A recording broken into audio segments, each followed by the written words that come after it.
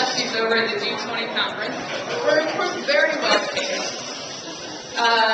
During one day, they threw rocks at police, threw barrels at police, damaged businesses, and 66 of them were arrested.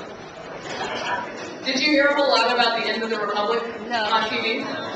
This is where I should go to the bait shop before speeches and bring crickets so that I can... here's the deal. The left and the media don't just not like what you stand for, which is fair, that's about right, but they want you to stop standing for it.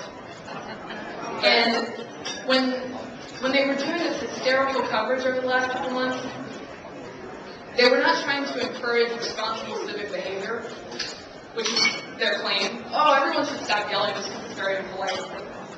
They want to impose a social cost and a scrutiny on conservatives that liberals have never had to be subjected to. They want to make it harder for you to protest and to make it uncomfortable for you.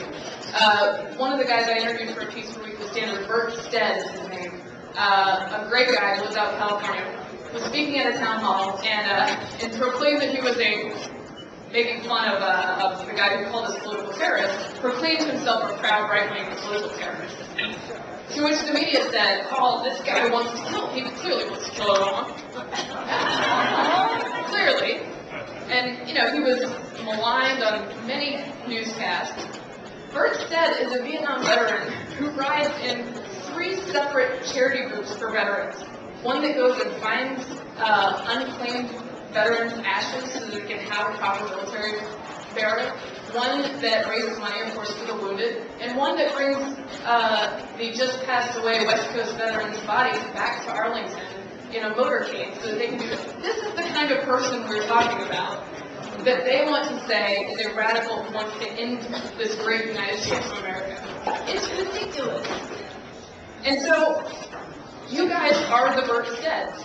You are the women like I met last week, a 73-year-old mom of a doctor in Ohio, who said to her doctor son, I'm going to a class to learn to be an activist. And it was the first time that she's ever done anything like that. And we should embrace those people, and I'm glad that you guys are out there meeting them and being those people every day. And I tell you what, if you guys are radicals, you are the most reasonable radicals. And if the Tea Partiers actually want to end the Republic, they're like terrible revolutionaries who want to bring it into this, it is going to be the most litter-free new country. I have never seen a march so clean when it was done. But let's think about it. What are you asking as free market small government activists? You're asking the federal government, I don't know, maybe hold off on the $3 trillion piece of legislation for the year. Not a whole lot of that. Maybe when your state gets stimulus money, it should put it to a debt like you would in your own home instead of making brand new debt. Crazy? And what about this? Okay, all right, we get it. If you're going to pass $1 trillion bills, how about if you read them first?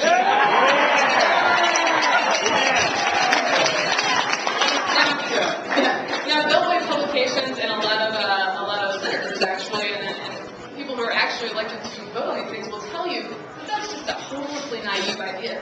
You see, they have lots of legislation, and it's very complicated, and you need lawyers to read it. The fact that this is hopelessly naive is actually indicative of the problem with them, not us. Yeah. But the good news is that more people are learning this. I think that really we are getting a new group of people who are saying, for instance, when I came to D.C., I had to convince people that they didn't read the bills. They didn't believe me. It's so insane that people think I'm lying. And now, people don't think I'm lying anymore. And I think you're seeing it in polling. Rasmussen had a poll just last week where government corruption actually surpassed the economy on a list of important issues. That's a whole new group of people learning, hey, I don't really like the way this works, and we need to do something about it. you guys are the ones who are going to make that happen. And when you go out to Tea Party celebrations, or you go, to the next tailgate we're having, you're making new friends, you're making connections, dare I say it, building community. And when you guys come back together, anytime, for any reason, you're going to be a force to be reckoned with. What you do is important, what you do is honorable, and what you do is responsible. Do not let anyone tell you different. Thank you very much.